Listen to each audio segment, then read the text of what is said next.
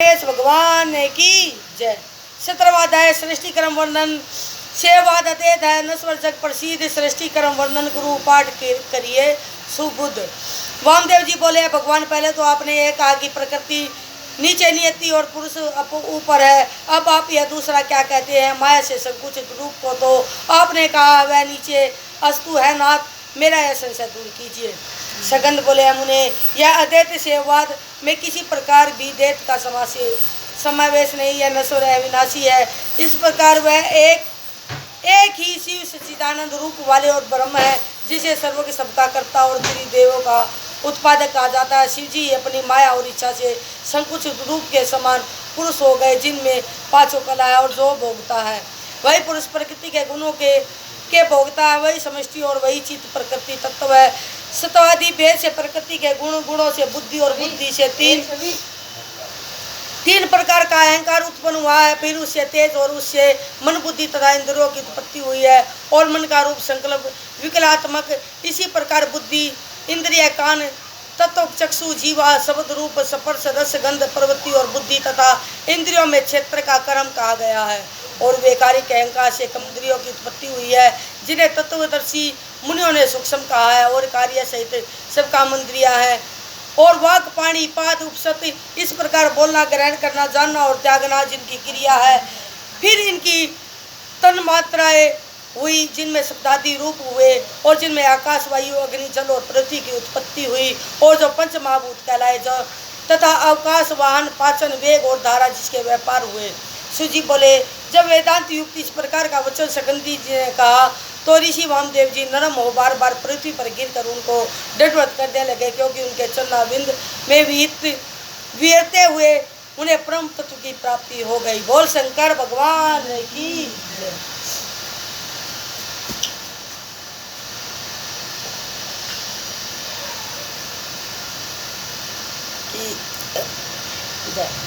गणेश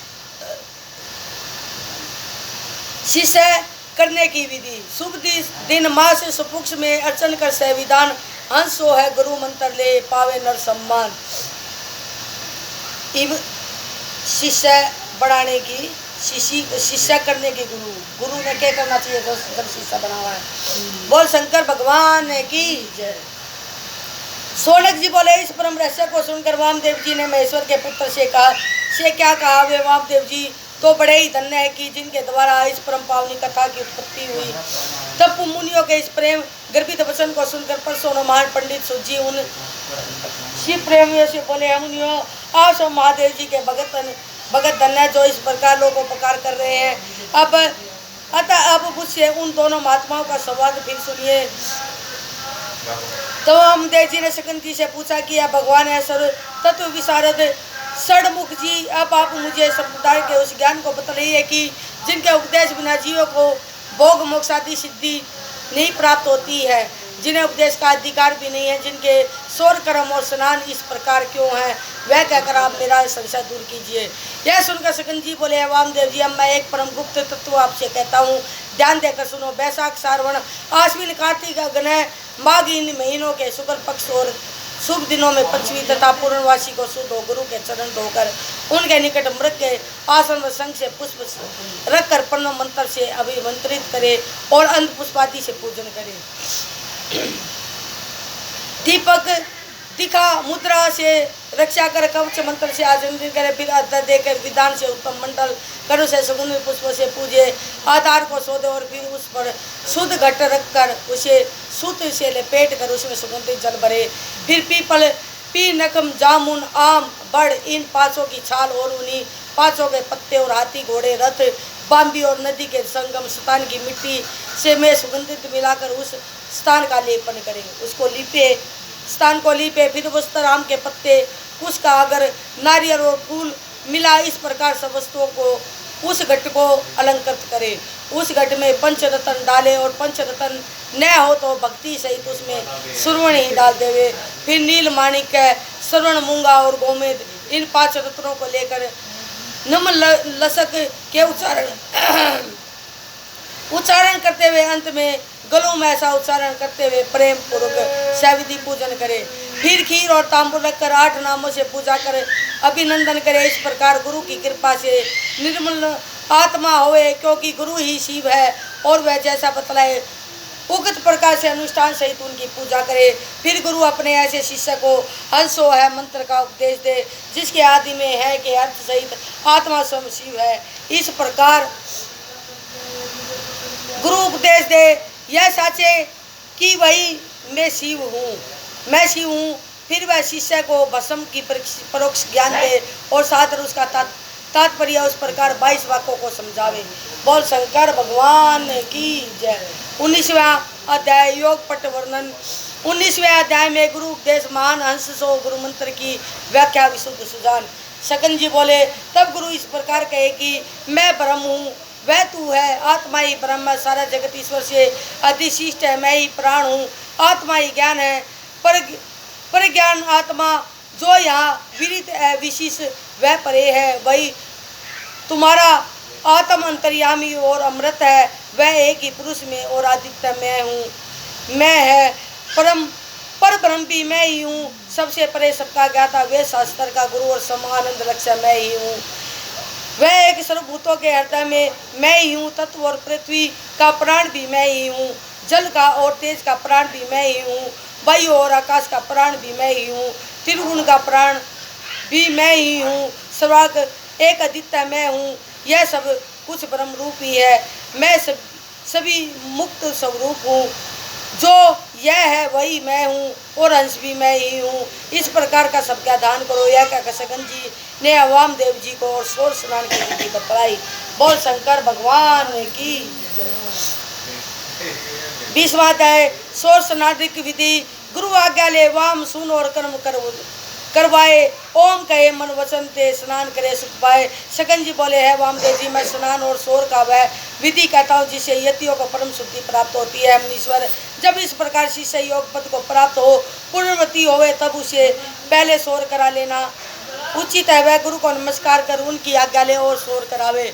फिर उस कपड़े को जो नाई के पास हो उसे मिट्टी और जल से धुला डाले तथा उसके हाथ की मिट्टी देकर धुला देवे और शिव शिव उच्चारण करता हुआ दोनों हाथों की अनामिका और अंगूठों को अभिमंत्रित करे। फिर नेत्र मूंद कर अस्त्र मंत्र पढ़े और फिर नेत्र खोलकर नापति के अस्तूरे और कैची आदि की संस्था को देखकर उसे भी अस्त्र मंत्र से अभिमंत्र करके प्रोक्षण करे तथा प्रभाव से छुरे को ग्रहण करा।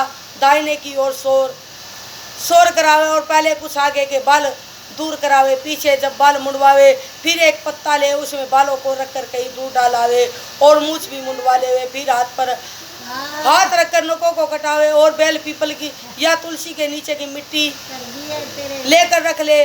फिर 12 बार जल में डुबकी लगाकर किनारे पर बैठ उस मिट्टी के 3 भाग शुद्ध स्थान में रखकर उसे प्रोक्षण कर अस्त्र मंत्र से अभिमंत्रित करे। फिर उनमें से एक भाग की मिट्टी ले उसे 12 हाथ को मलकर जल से धोए और एक ढेले से ही शरीर लेपन कर जल से धोए। फिर जल में प्रवेश करे। फिर दूसरे भाग की मिट्टी ले 12 बार सिर से मुख कर लपेट कर 12 बार जल की डुबकी लगावे और फिर तट पर जाकर 16 कुल्ला करे और 2 बार आचमन कर ओम पूर्वक 16 प्रणाम करे। फिर बची हुई मिट्टी को लेकर उसके 3 भाग कर उसमें से एक भाग लेकर कमर और पैर धोकर बार बार कुल्ला आचमन करे। फिर मौन होकर ओमकार पूर्वक 16 प्रणाम करे। फिर दूसरे भाग ओम कहते हुए जंगा में लगाए और प्रणाम के 3 प्रोक्षण करे। फिर रखी हुई मिट्टी को 7 बार अभिमंत्रित करे। उसे अपना हाथ 3 बार धोए और फिर कक्ष में सूर्य को देखते हुए सिर में पैर तक मिट्टी लगाए और तीसरे भाग की मिट्टी को ले पृथ्वी पर रखे हुए दंड को उठा अपने मंत्रदाता गुरु को ज्ञान सहित याद करते हुए 3 बार साष्टांग प्रणाम करे और तीर्थ में प्रवेश कर बार बार डुबकी लगावे और ओम कहता हुआ 3 बार शिव के चरण कमलों का ध्यान करे और संसार सागर से तारने वाले हैं। है मुनिवर, यह तो मैंने आपके स्नेह से कहा। अब आगे और क्या सुनने की इच्छा है वह कहिए। बोल शंकर भगवान की जय। 21वां अध्याय योगियों के मरने के बाद। वामदेव सुन गुरु कहे, मन्ना ने गति होए योगी जन सुगत रहती सावधान मन होए। अभी जो योगी जन मर गया है उसके बाद उनकी क्या गति हो वो सुनो। योगी जो तपधारी हो योगी हो। बोल शंकर भगवान की जय। वामदेव जी बोले, गुरु मैंने यह सुना कि यतियों का दाह कर्म नहीं होता और केवल शुद्ध भूमि में उन्हें स्थापित कर दिया जाता है। इसका क्या कारण है, यह आप प्रेम पूर्वक कहिए, क्योंकि आपके समान कोई वक्ता नहीं।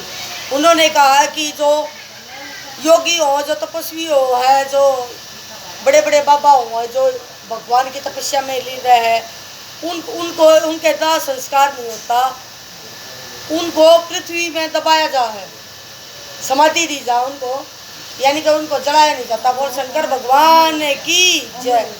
तो ऐसा क्यों क्यों करते हैं, इसका वो होगा, इसमें क्यों करे हैं ऐसा। बोल शंकर भगवान की जय। इसका क्या कारण है, यह आप प्रेम पूर्वक कहिए, क्योंकि आपके समान कोई वक्ता नहीं।